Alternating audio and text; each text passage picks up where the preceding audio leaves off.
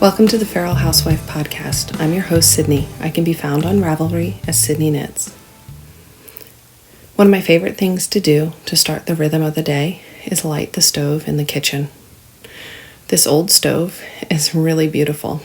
I'm in the process of reconditioning the top cooking surface. We have cooked dinner on the stove and in the oven, but lighting the stove in the morning really gets my day off to a perfect start. Come on, Greta.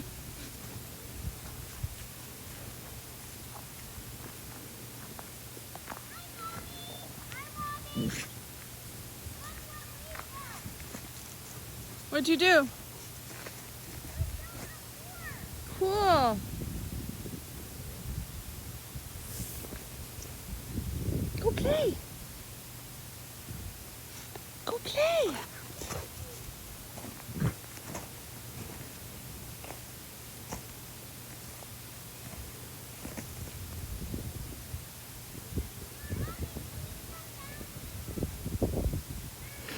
I'm pondering what's going to come up in this garden bed. It has some garlic and asparagus and something else I can't remember. Here I'm using leftover French toast and cutting it up and popping it in the air fryer. It's one of the kids' favorite things. I toss it in cinnamon sugar and they think it's great. It's a great way to use up an old loaf of bread.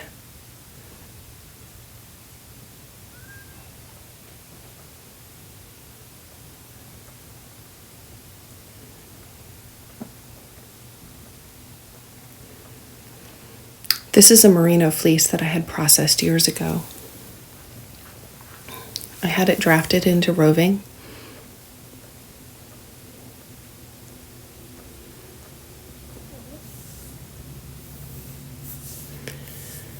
These are some gifts that we got for my son for his 7th birthday.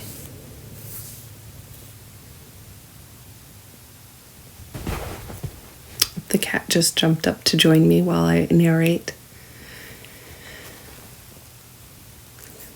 I always have little friends come and join me when I'm knitting or rug braiding or what have you. This rug will be the one that goes in the dining room. I'm considering taking apart the 2x3 foot rug. There's a bubble in the center of it. I'm not sure if I want to keep it. And the whole time I'm braiding this, I'm thinking about what's going on there. I actually have a rug braiding class this coming Saturday, so I'm hopeful that the woman teaching the class can give me some insight of what to do. But I seem to like the feel of wool through my hands, whether I'm knitting, braiding, or sewing. One of the most difficult things for me to do is cut up the wool into strips because the fabric is so beautiful. But I have enjoyed repurposing some older garments that have been recycled into a rug. I think I showed that on my last podcast. I used the little clips that I use when I'm sewing knit fabric to actually hold my rug braids.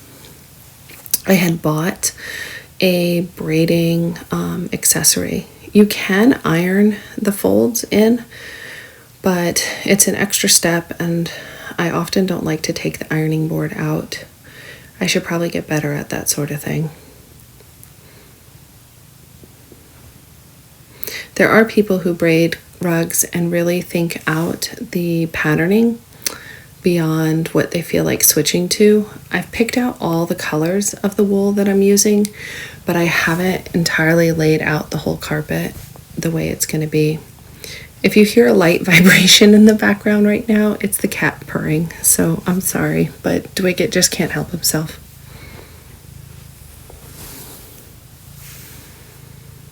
I always try to leave the braids in a way that I can sit down and braid more later. So if I have more to clip, then I'll do that then.